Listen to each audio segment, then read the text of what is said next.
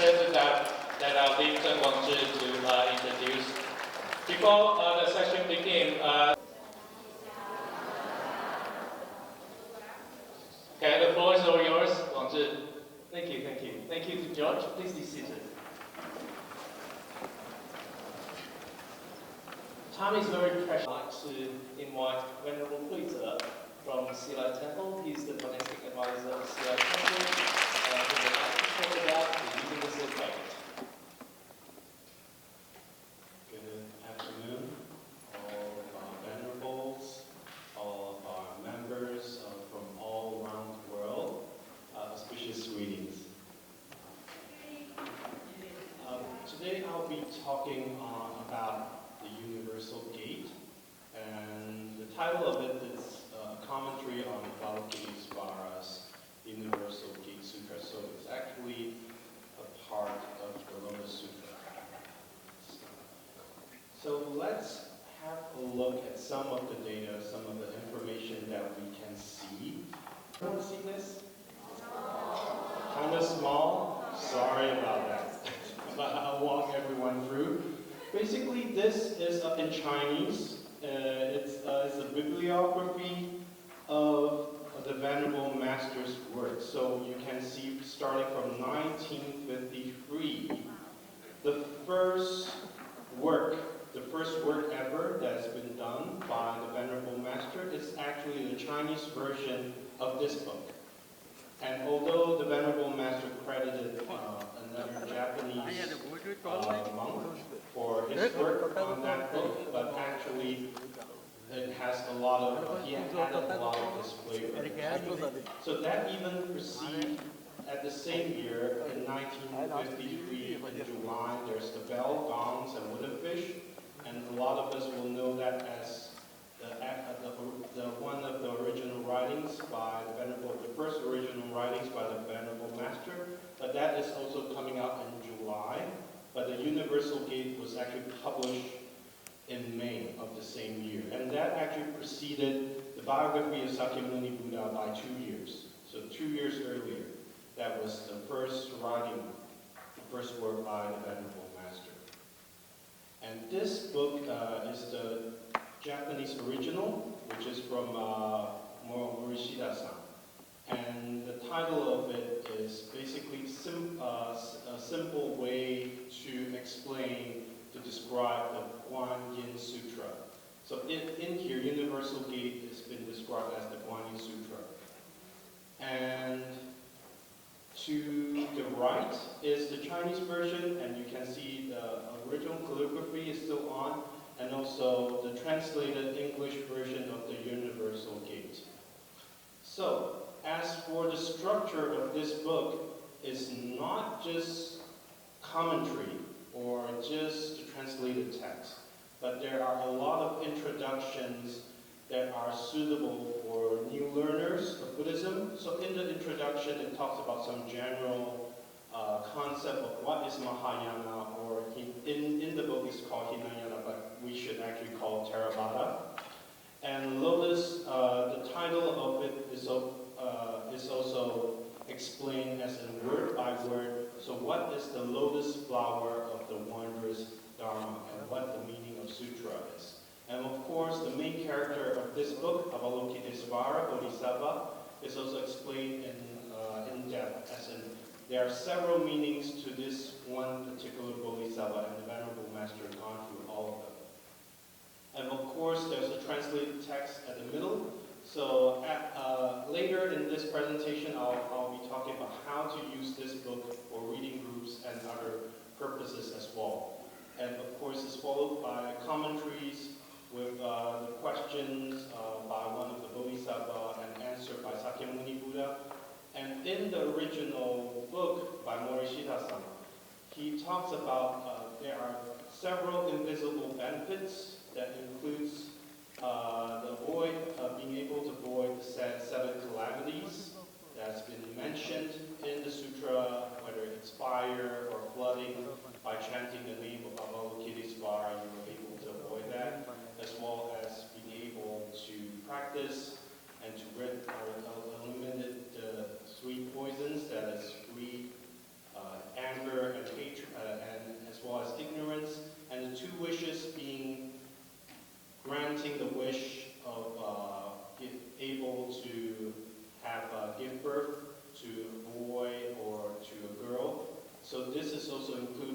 inside all the commentaries. So for anyone that has chanted this sutra, of course, all of these you will be really familiar with, as well as the 33 manifestation, and it goes into the verse of the Universal Gate as well as part of its transmission.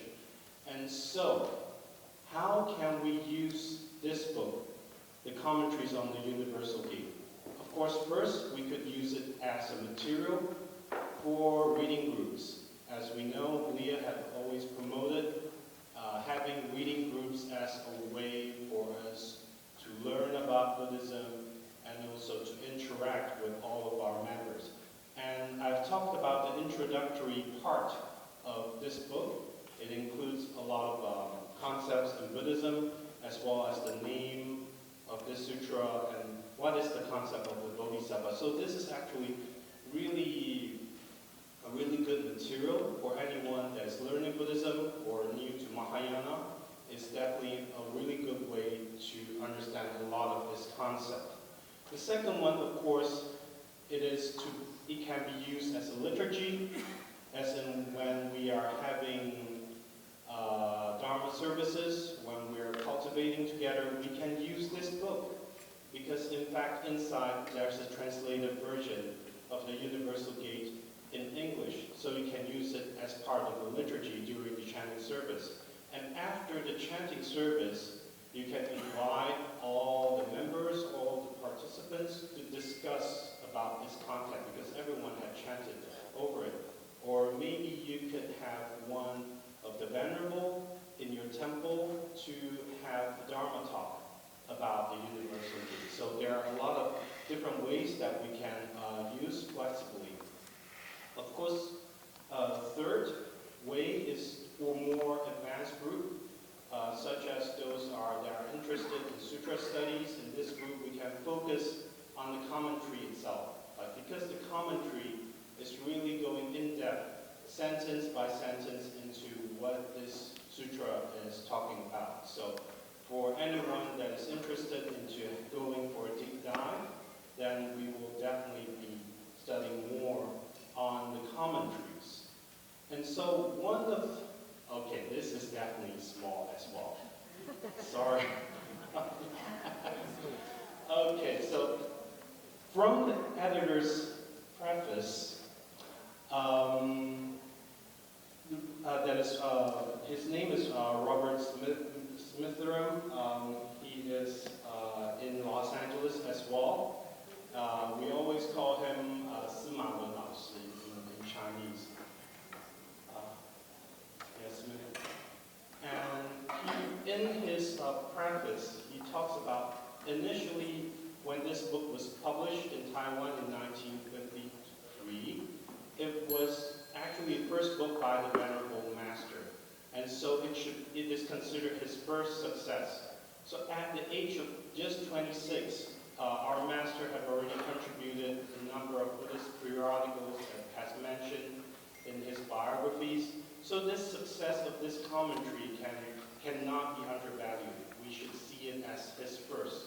And it also is a stepping stone towards his building of his reputation as a teacher, writer, a Buddhist leader that of note in Taiwan. So in fact, Professor Smitheram, inside here, he said that although this book is based on the original Japanese version that is by Morishita-san, but there are a lot of things, a lot of the styles of the commentary. We can see it as a beginning of what will come to be known as our Venerable Master style. His style of teaching, how Buddhist teachings are interpreted with humor, with history and poetry, and directly addressing the concerns of the audience. So one way for us to look into the works of our Venerable Master is actually going chronologically, as in we can start from the very early writings of the Venerable Master and see how the Venerable Master, during his time as a young monastic, how his thoughts in humanistic Buddhism had developed through time. So this is one of the parts that I would like to share today, and thank you very much. Thank you. very much, Venerable Huize. Our next presenter is Venerable Miao Xi. So Venerable Miao Xi is the Executive Director of Buddha Light Publication, USA. Good afternoon. Thank you very much, fellow feminists, all the venerables here, media members. Greetings, and it's really happy to see like a room full of people who can just take English. That's wonderful. Okay, let's start my PowerPoint. If it's well, I worked in Los Angeles. A lot of people have known me before and asked me, "Are you still at Silai Temple?" I said yes, but I'm not working for Silai Temple per se. I'm with Buddhist Light Publications, USA. Technical problem. Yes, of course. We all know that very well. Whether you're high-tech or low-tech, there's no escape. Yeah. So for me, I'm definitely low-tech, so that's why I have to rely on others.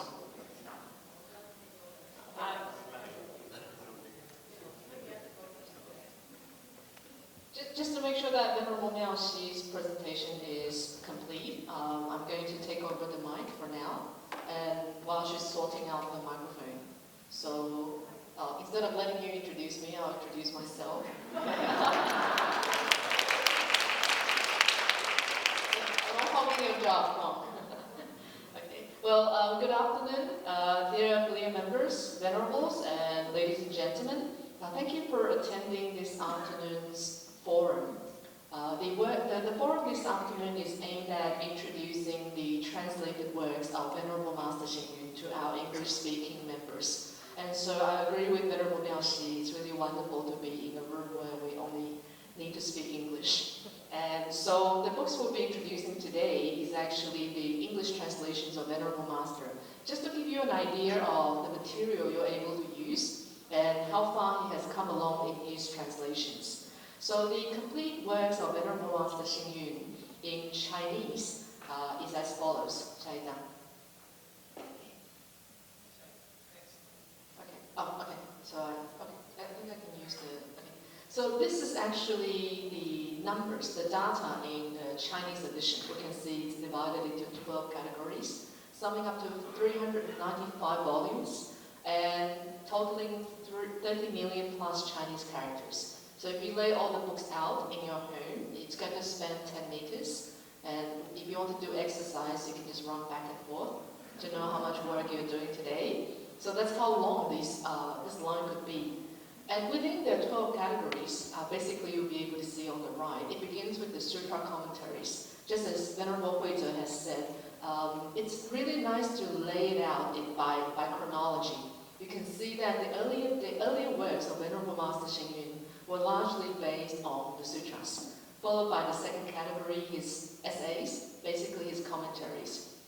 Then to make sure people understand the sutras and the commentaries, Venerable Master then introduced the guides to Buddhism, the Buddhism Guide, the essential textbooks, followed by his personal deliveries of this understanding, which is number 4 lectures. And then you've got biographies. Then we have a collection of his letters and correspondences between Venerables, friends around the world.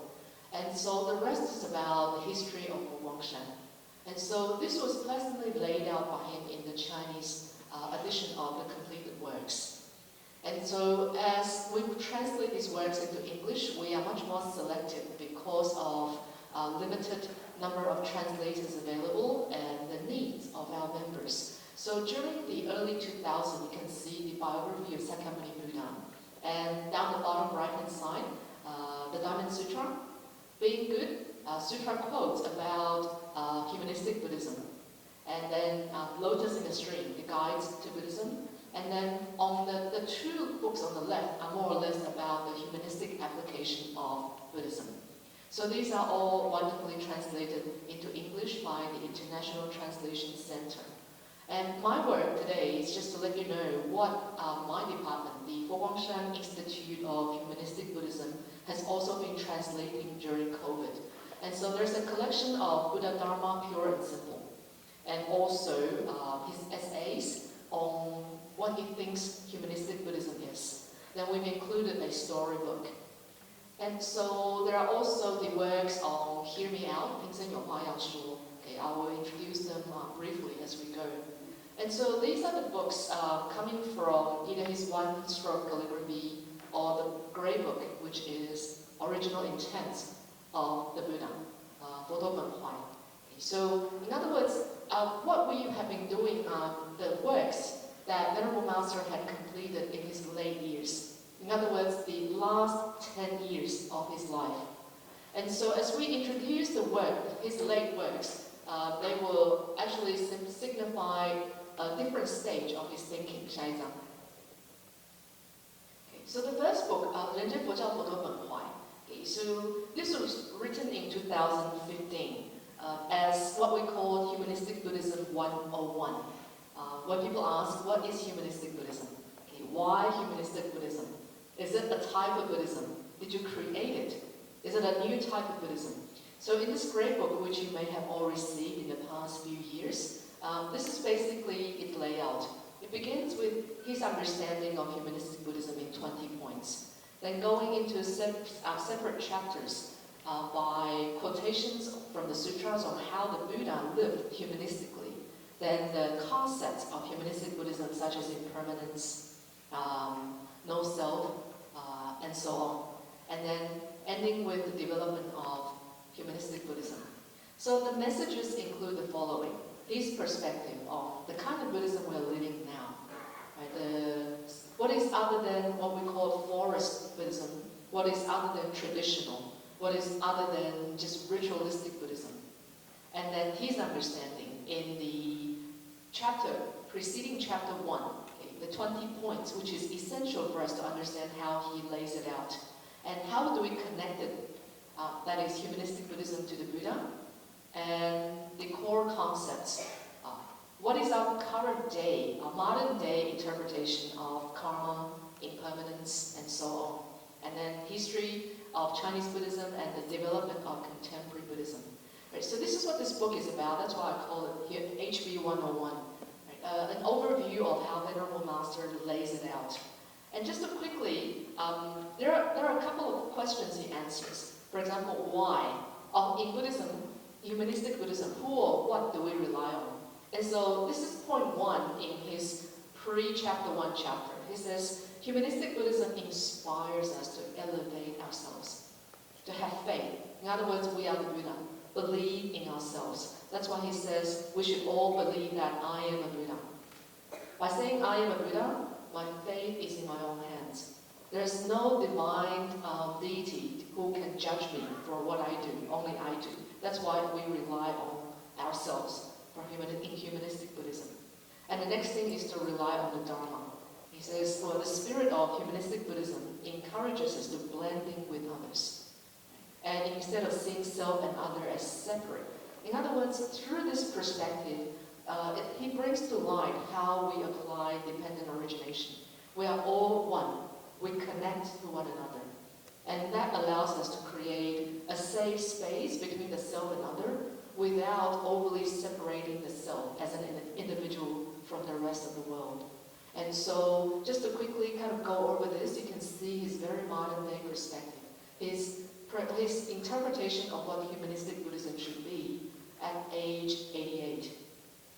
And which Buddhism is humanistic Buddhism?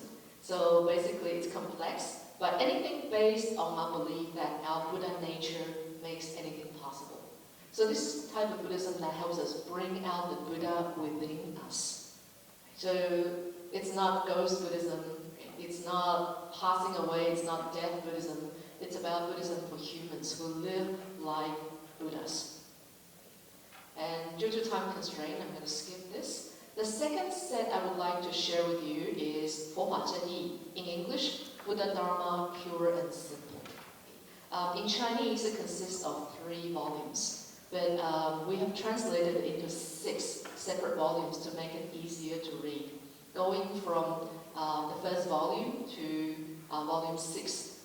These books that I'm introducing today are all available on the 2nd floor of the Cloud Dwelling building, where you're having your buffet dinner or lunch. Right? It's on the outer rim, so feel free to pick up a book whenever you like. 下一张。Okay. So Buddha Dharma Pure and Simple basically teaches us to see the Dharma taught by the Buddha in a very simple way. 下一张。And so why did he write this? Because he says, nowadays when we interpret Buddhism, there's no one standard way to understand it because we each have our understanding. It's just like the three animals crossing a river. If you're a rabbit, maybe you see the more close to surface interpretation of the Dharma. If you're a horse, maybe you can almost reach the bottom of the river. You can also see above water. If you're an elephant, you penetrate the entire ocean or river of Dharma. So we each see Buddhism in different lights and in different depths. That's why he introduces Buddha Dharma Pure and Simple. But mind you, this is not an introductory guide to Buddhism. So if you share it with a beginner in Buddhism, he or she may be very confused. This is actually a book of mindset about how we view Buddhism in the 21st century. Okay. So how do we view it? For example, Buddha is not someone whom we just revere and prostrate to all the time. Buddha is ourselves. So the most important thing is to revere and respect the Buddha within us so that we shine from the within. And also, what is suffering and impermanence? In the past, we were taught that suffering is basically the truth about life. We are born in the world to suffer. Even when we feel happy, we are suffering. When we are unhappy, we are suffering. And so whatever you do, it's always about suffering. So we're kind of doomed. But he says, no, what if we look at suffering and impermanence in a different way? What if suffering is a way to make us stronger? What if suffering is an inspiration to view life in a different light by saying, look, this is a chance for me to rise above and become stronger. And as well as a couple of ways to view Buddhism, when in the earlier sutras, although the Buddha said to Ananda, look, regard gold as a poisonous snake. If you don't treat it well, it could do harm on you. He was teaching to the monastics. But today, we are sharing the Dharma with you, householders, successful entrepreneurs, successful fathers and mothers. And so we no longer say to everyone, look, view wealth as a poisonous snake. Instead, what if you learn to make good use of your wealth? You become even more successful. You benefit more people. And so Buddha Dharma Pure and Simple gives us a few modern-day guidelines as to how we can look at the Dharma in a different light. And the next book is The Stories of Venerable Master. It translates the teachings into very modern-day inspirations on how to guide, lead a good life, how to maintain a good family relationship, a good loving relationship, how to maintain good colleague relationships and your relationships at the world. And so this is quite an interesting book. You can also find it on the second floor of the Cloud Dwelling building. I particularly like the one where a boy is carving out a wooden bowl. So the father says, what are you doing? And the boy says, this is for you, Dad.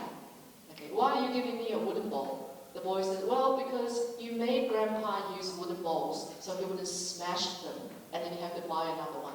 So when you get old, I will do the same to you. So this is a pretty powerful session in the stories to kind of teach us to understand how education works. And what you do actually becomes passed down in your family. And so I do enjoy reading these books, and now that they're translated into English with illustrations, I think it's a pretty good opportunity for everyone to enjoy it with your family in Chinese and English, as well as in audio. And so you can scan the book. There's an audio that connects to our podcast down the bottom right-hand corner. And then it's in English, Chinese, and also with vocabularies. It's very suitable for the family. And so I'm going to stop here for now, but I have two more books which I will raise again in the latter part of the panel this afternoon. One will be Hear Me Out.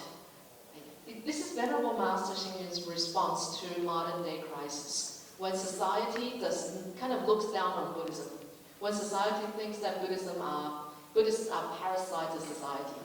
Right? All we do is we collect donations and we benefit ourselves, so we don't really help people. This is a wrong message. So how does it correct the message? In Hear Me Out, he has very clear responses to how Buddhist wealth, Buddhist organization, the legacy of Dharma should be passed down. And also another book which I'll be sharing with you, are the studies of humanistic Buddhism.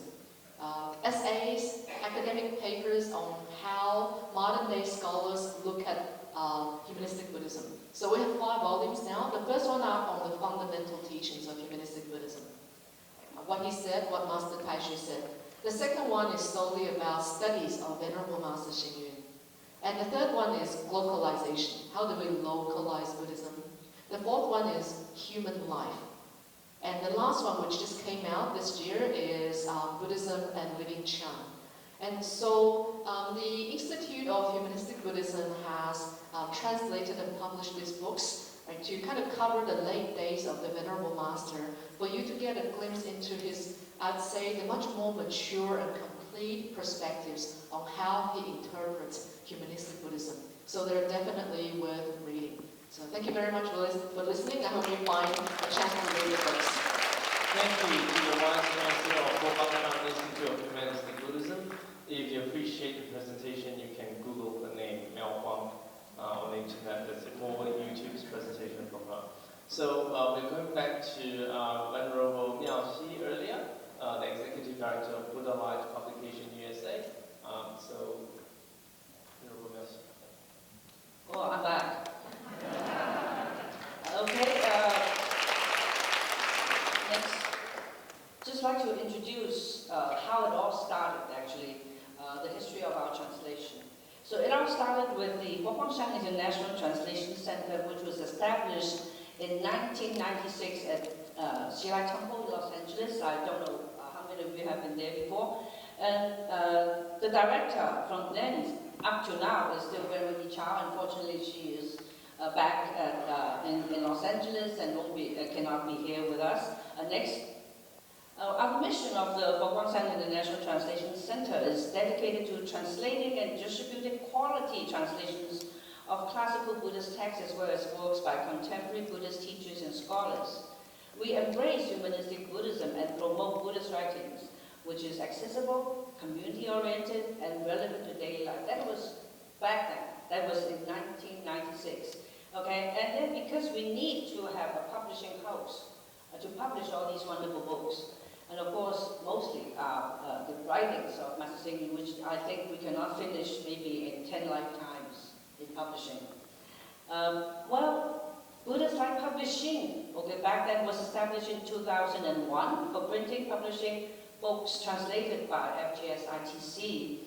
And since we have published over 100 titles under various categories, including sutras, of course, classical writings, contemporary writings, art, poetry, academic research, and historical publications, as well as short stories and books for children and young adults. So it's quite a lot. So for today, I'm just introducing everyone to just a few categories. Next, please. Well, in 2015, we reorganized as an independent, for-profit company for furthering our mission to publish quality English books on humanistic Buddhism, and that is our new address, and this is where we are, and this is just a glimpse. This is at the bottom of the hill of Xilai Temple, by the way. It's not that far off, and this is just our little front lobby here, should I say. Well, let's go to some of our well-known books. Biographies. First of all, of course, this is the story of the Buddha. We just now went away to introduce that Master wrote the Chinese version of the biography of Sakyamuni Buddha back in the 50s. And this book actually won an award, so just to a little bit show off here, see. This is one of the most important biographies we have. That's why we're here, because of Buddha. Okay, next one. Well, this one, I think many of you, I think most of us here must have read this. Handing Down the Light is a biography of Master himself. Okay, next please. And then we have a little more updated version, Bright Star, Luminous Cloud. So we have actually two versions of the biographies of Master Xing Yun here. And so, of course, we need to look at the core teachings of Buddhism. The core teachings, just call it the core teachings, right? So actually this is based on versus what Venerable Wang just talked to us about. This is really the basic teachings, the concepts. Being good, okay, this is very popular as application. Next, please. I do have a mini book version because in today's life, people don't want to carry heavy books. Maybe of this more handy is like something they can put in their pocket, in their bag. So this is very, very basic concepts of Buddhism. It's a mini book. Next, we have art and poetry books. Changhua Chan Art, it's the English version. Changhua, maybe some of you have familiar. We have read this as well. And it's full color. Every Chan story, Chan Hongyuan, has its own illustration, full color, as by two renowned artists, a painter from China.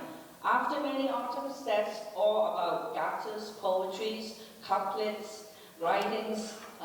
Is mostly Buddhism. Is from, of course, translated from Chinese. Is all the Chinese Buddhist temples. Really ancient temples, some of the renowned older masters and monks, that what they have written. So this is really very poetic. Next, of course, we have sutras and commentaries. And just now, Huizhe introduced one of them, 4 Insights for Finding Fulfillment. Of course, this is about the Diamond Sutra. Well, you may think, oh gosh, you really have a diamond there. But this is just for fun, I would say. To attract attention. Oh, the rabbit's horn. I think Manguang will talk about it later. The rabbit's horn, I'm sure you may be familiar with that gatha as well. 10 Paths to Happiness is another one, very popular. And of course, the Universal Gate Sutra. All right. So these are our most popular, well-known sutras. And not to forget the Buddha Sutra of the Medicine Buddha, because I think in Chinese Buddhist practice, every lunar September, we have a major service. And actually, during the time of a pandemic, this is quite sought after, all right? Next category, a lot of contemporary writings, and just to highlight some of them. Between Ignorance and Enlightenment is a series of 1 to 10 volumes. This is when we started the newspaper that Master would write one every day. Keys to Living Well is also part of the Dharma Verse series. Then for these 2 books, Infinite Compassion, Endless Wisdom, and For All Living Beings, these are all under the categories of the guidelines for Buddhism. Next, please. And It's Not a Life, and this is like contemporary issues, the Q&As that Master held for many sessions. And this is another mini book, Humble Table Wise Fare, Inspiration. And this one is very relevant, Embracing Nature. It's about the Buddhist perspective of environmental preservation. And again, of course, we did really good with this one. We won a gold medal for this. So that means it's really resonates with the mainstream society in America. Reference books. Just now, like we mentioned, Bell Songs and Buddha Fish, again, one of the earliest, 无心起歌唱, one of the earliest writings by Master Hsing Yun. And you're all here because of what? Buddhist Life International Association. So this is the Buddhist Life philosophy. So if, in case you're wondering, what should I tell people about that I'm joining this association, this BIA, okay? So this may be a book that you can maybe share with them. Next. Now, our new and recent releases during the pandemic. This is right before the pandemic. This is called Pick Me Up. And the word charm is by Master, his calligraphy. It's all commands, it's all charm stories to inspire.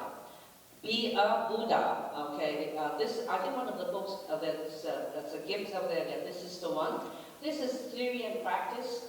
This is not written by Master Hsing Yun himself, but it is, again, a part of the complete works of the very Master. So this is Theory and Practice. It's really very analytical, and if you are interested, there's a little more academic maybe. So next one, originally no form. This is the book, this is sayings in Chan Buddhism. It's not just commands, sayings, okay? Next one, Timeless Management, okay? This is the latest book. Timeless Management is something that Master has. A lot of people ask him questions that I say, how do you manage for one time?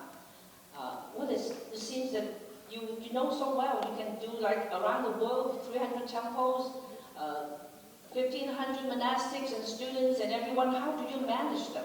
So this, we can offer something. Master would let us have some clues, okay? Can you go back? I have to spend a little time on this one. I was asked to talk a little bit more on this one. So actually this book has 4 chapters. First one is Management with the Dharma. Management is a very important study comparing it to most organizations. Buddhism has its own characteristics with regard to management, particularly in managing people and the mind.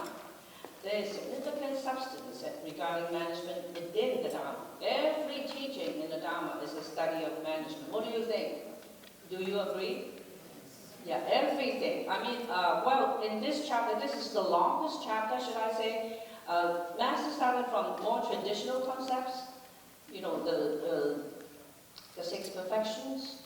We talk about the 4 embraces, the 4 means of embracing, all the way to more contemporary and more relatable, should I say, to everybody's life in this modern world, like the 3 acts of goodness, the 4 givings, the 5 harmonies, and there's a lot of the concepts, a lot of examples. So this is excellent reading. So next one, please. Management of the Chonglin Monastery. I'm sure you're very familiar with the Chonglin Monastery. That some of us, or most of us, are monastics have experienced and graduated from Chonglin. Okay, let's look at Chonglin. Chonglin refers to where monastics live and cultivate as a community. It is similar to trees growing together in an orderly manner. In a Chonglin monastery, there are few external activities. Its internal rules in life are systematic, and the community adheres to rules for their conduct. Well, you'll be surprised. All the things that Master explained about is very traditional. It's from his own personal experience as a novice monk. He entered the monastery at the age of 12, and he was actually a young teen, okay, in his years. And then he graduated from the Vinaya school, and he lived there, and he traveled to different monasteries. So all the information, should I say, that he provided and explained to us are very traditional Chinese monastery, how they work. But you'll be surprised that today at Fo Guangshan, a lot of those practices are still kept traditional. So like, you know, the board and the bell, the signals, and how we have like areas for our own practice. And we are still open up. We open up to the community. We open up to the laity, that they can still come in. Because unlike traditional temple or monasteries in the old days, everything was kind of closed off. So they cannot just come in and go and like that. They can only look at the main shrine from above. And this is something very different. So this is, humanistic Buddhism has made even a traditional monastery relatable, like open, accessible. Next, please. Management in Chan Buddhism. Again, it said, management in Chan Buddhism is not about matters and people. Its main concern is to take care of the feelings of the heart and to be touched.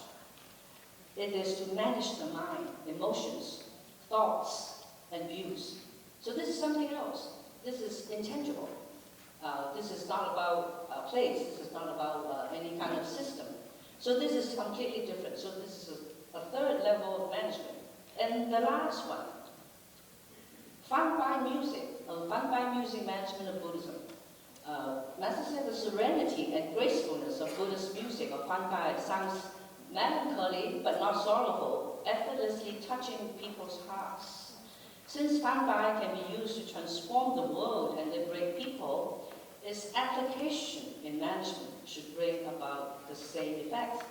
So I don't know how many of you realize that music can be a tool for management. Oh, here we go. Yeah, he brought his guitar, okay. But here we talk about traditional fun bar music. Fun bar music is not exactly the same as what we're doing with sounds of the human world, but I think songs from sounds of the human world is a modern progression, should I say, a step forward into society that Buddhists can sing, Buddhists can chant. And as you can see, tomorrow, I think tomorrow evening, we have a tribute concert for the Venerable Master. So you can appreciate that we can have choirs. I remember in the book it said that when Master started the choir back in 1953, exactly 70 years ago in Gilan, people thought it was crazy. What? You can sing Buddhist songs? And he pressed a record, and it was all the first ever, okay, in Taiwan, in Chinese Buddhism. So this is a book that I would really recommend. It's not a big book, but it's really a lot of information, a lot of substance, and especially in today's world about management. I remember during the monastic seminar, we played a little part about some of the teachings of the Venerable Master, and what he said was exactly what we translated in here. I was like, oh gosh, it's exactly, okay, what he said and written in Chinese and translated is in this book here. About a Chan story, about Gong'an, and about how people, I think there's a very distinguished part about a professor asking Master, how can your disciples work without pay, no vacations, there's no time off, they work and they're still very happy, they're diligent, but outside everyone is asking for how much are you paying me? What are the benefits? What are the vacations? How can you do that? And the Master said, because we live with nothing, not having. But outside people live with having. So it's like have and not have. There's emptiness or existence. So this is something to think about maybe. We have both monastics and lay people here today. So check this out and see if it relates to you and if you can use some of the tools there to manage. Okay, thank you very much. Wonderful, and the lovely gift that she brought for us. Now we'd like to invite Venerable Manguang, the abbess of Wogangshan Dallas Temple, to talk about the rabbit horn. Hello, afternoon. The good news is I don't have any PowerPoint. So you don't have to squeeze your eyes to see the screen. And one warning is that don't fall asleep while I talk. Because 10 minutes is very precious to me and to you, no matter what. But just following the contents of Venerable Miao's team, she just mentioned that why we are so happy being a Foguangshan's monastic, because we have nothing. So this book is about nothing. So why we are here? We learn nothing. We learn to distract everything that distracts us. So let me ask you one question, or maybe two. Do turtle have hair? No? Okay. Don't hesitate, just say no. Okay. And the second one is that, do rabbit has horn? No. So double no, the negative. And what is that? No, that's nonsense. Right? Can you see hair? Or maybe we have new species, but for Chinese, at that time, turtle's hair and a rabbit horn, that's nonsense. But that's one expression we use in Chan Buddhism. What does that mean? That means you're making nonsense. And nonsense of what? Nonsense of reality. Because that's not the reality. Actually, nothing is nothing. We learn to be nothing because we know something disturbs us. That's why I think our sixth patriarch, Venerable Huineng, he has new ideas about the regular or traditional Chen ideas. So nothing and nothing can create something. And that's what this book, Rabbit's Horn, is talking about. And further, our verbal master Xingyu, he gave very excellent commentary about this nothing. So let's take a look. When a Chan practitioner is a mindset, when he has something to chase in his mind, and on the middle of the way, he got disturbed, and he has nothing to lean on, and he was totally caught up by his thought, or totally caught up by his thinking. So what can we do? Being a Chan practitioner, if you lost your aim, and the aim, what is the aim of a Chan practitioner? That's nothing. That's the book what it said. That's nothing. So something which is not existent or relevant to our daily life, and you will feel lost. That's what our verbal master Xing's idea. When I was in the Chan meditation school, we learned about his idea. He said Chan is not avoid everyone. We have to live within the society and feel people's warmth, feel people's breath, because we are all alike. But in our cultivation, we have to be detached by our thinking, by our anger. We have to cultivate ourselves. So the Platform Sutra was trying to remind us that don't get stuck in the mud of delusion and fantasy. And that's the main point of our Platform Sutra. And Platform Sutra, it talks about first the story or autobiography of Master Hui. And he also pointed out in these Platform Sutra have 10 chapters. The first chapter is about his story, and then followed by all his teachings, and most important, his life experience. That's why we say he is the patriarch. The patriarch is not retreat himself in the forest. He is always in the society working hard, and also he teaches. He taught people the right concept of meditation.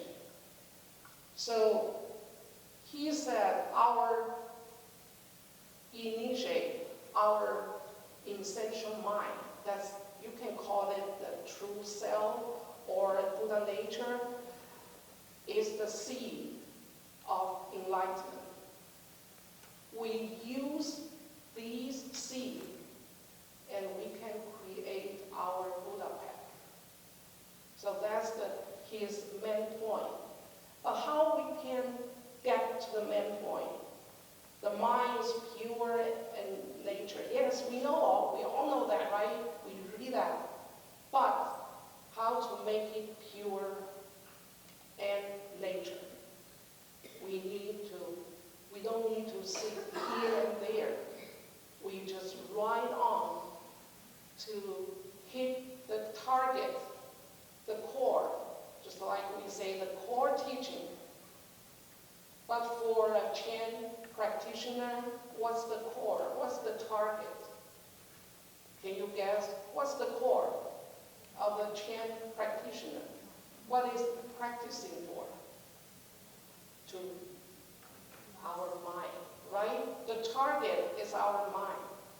That's why he emphasizing mind has the seed of enlightenment. You don't search here and there. In other words, you don't hit the bush around.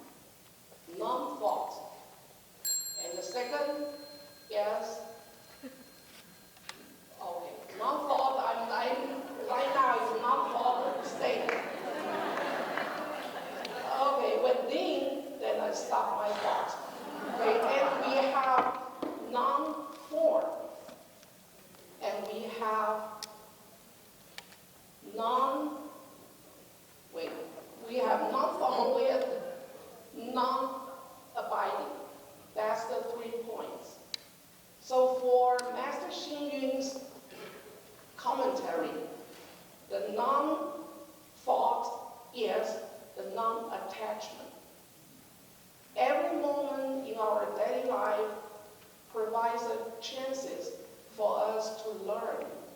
We don't grasp the present moment. We don't grasp the future moment. We don't grasp the early moment. So non-attachment is non-thought. It's not completely.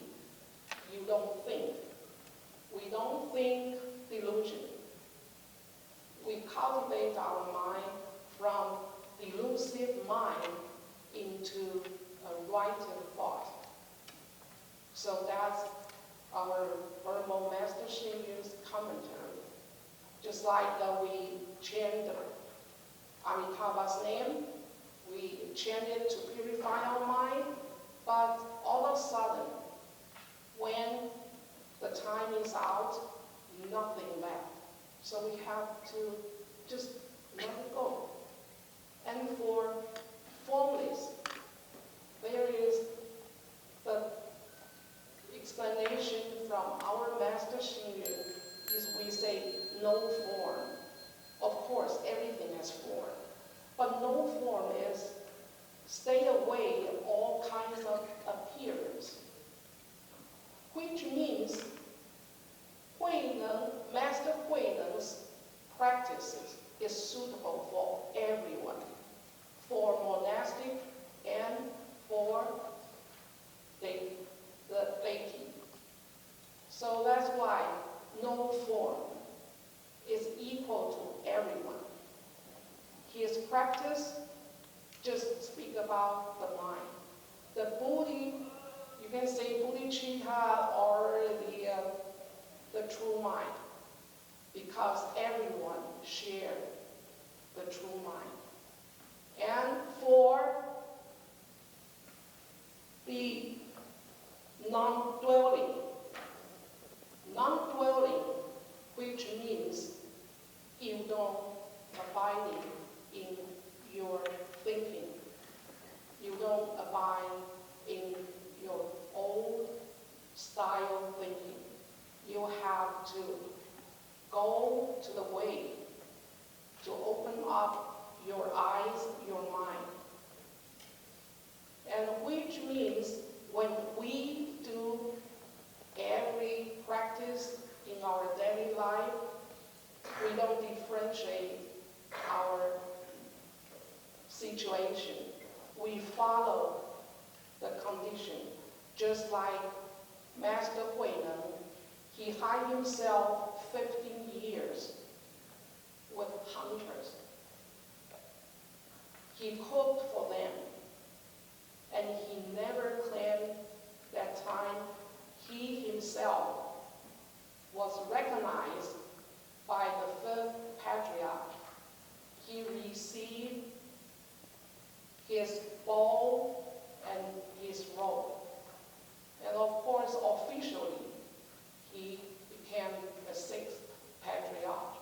But his master told him, it is not the time for you to preach the Chen Buddhism. You have hide yourself. So this kind of hiding gave him the chance to talk to the different levels of the people, to teach them in very down-earth language. Thank you so much, So that's what I want to share with you. Thank you.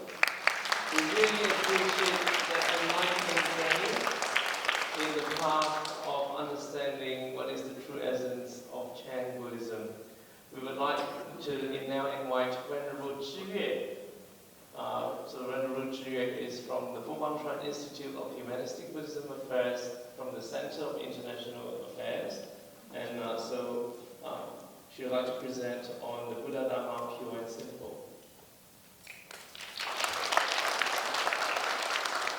Hello and good afternoon, everyone. So I'm very honored to be here today to discuss with you on how to read Venerable Master's complete works.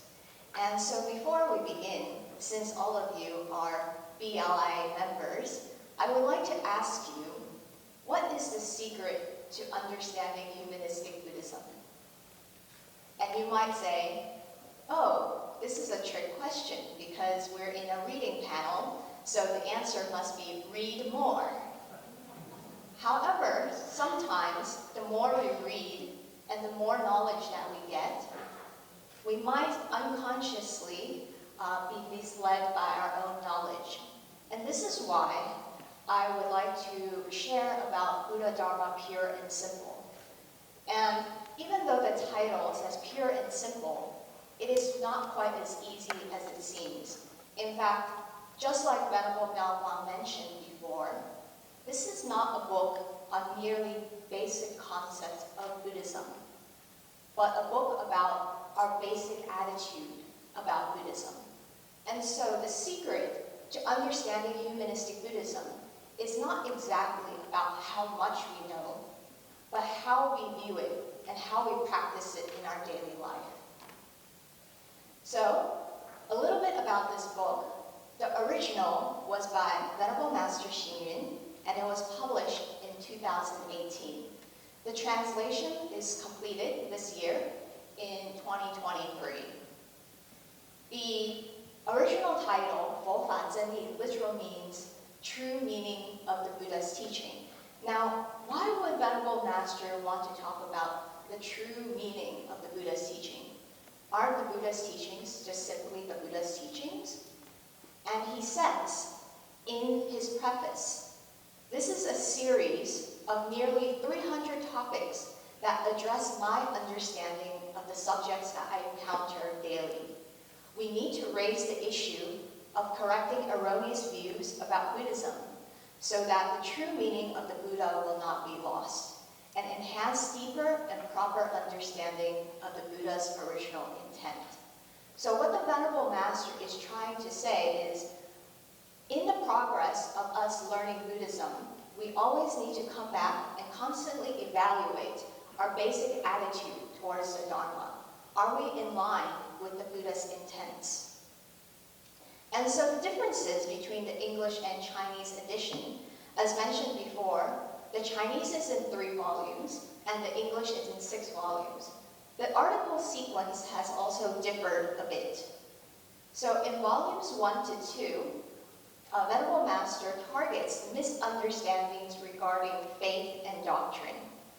For 3 and 4 is regarding practical aspects of Buddhist practice. For volume 5, regarding historical overview of Buddhist practice. And 6, Buddhist traditions.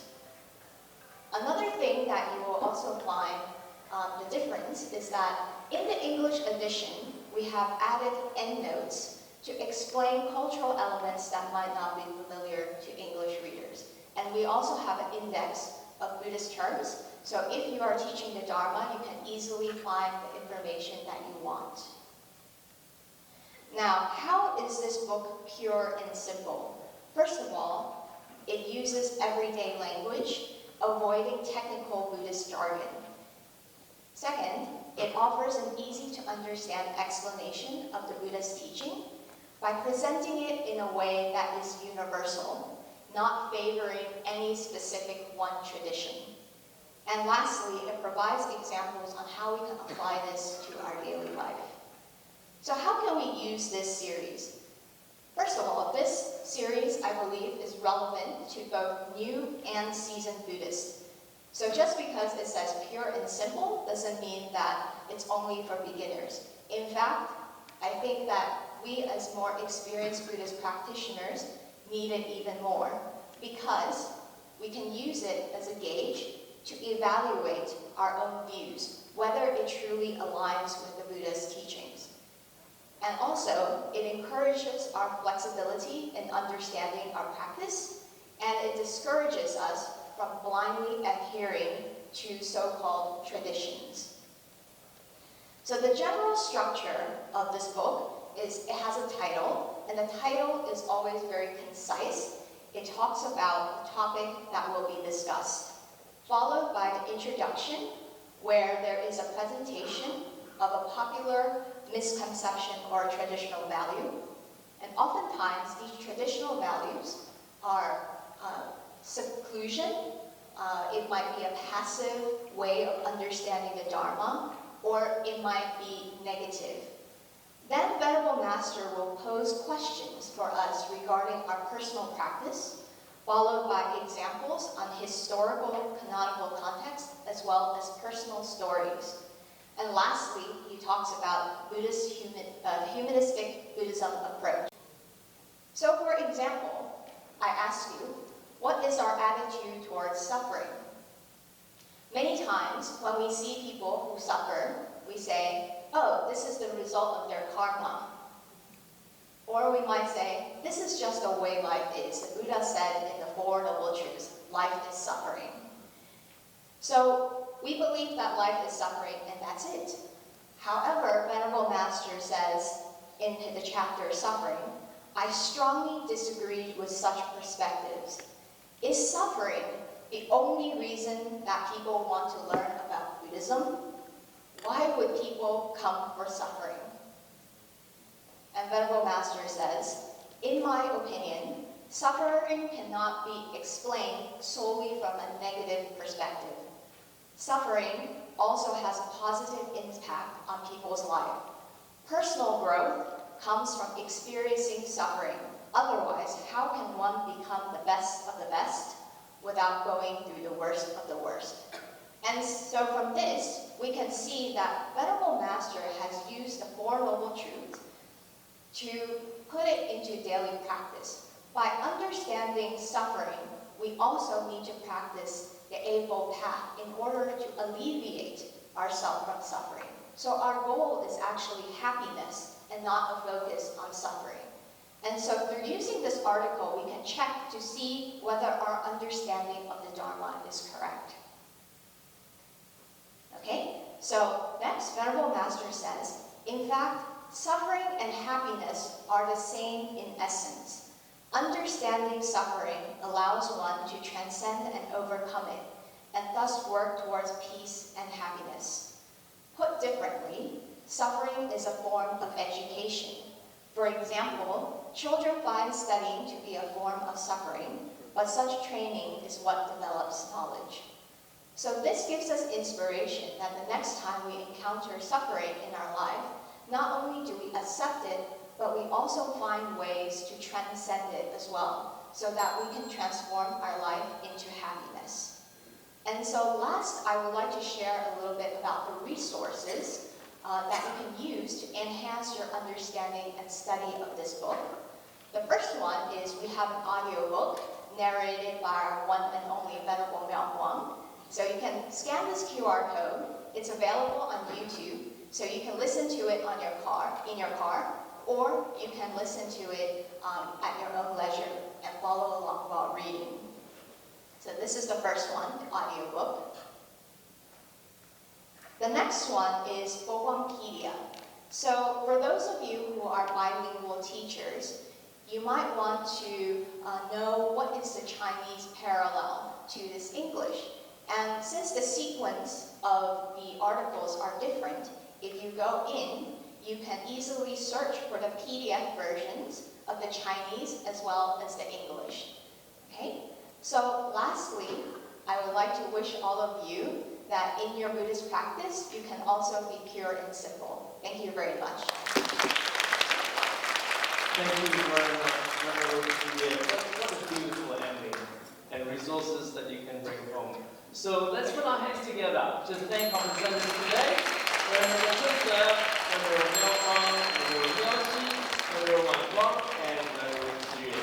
So we shall now have a 10 minutes break. Yeah, 10 minutes break. You can stretch your legs, go around, have a chat. Like Venerable Malcolm said, it's so nice to be in a venue where we just need to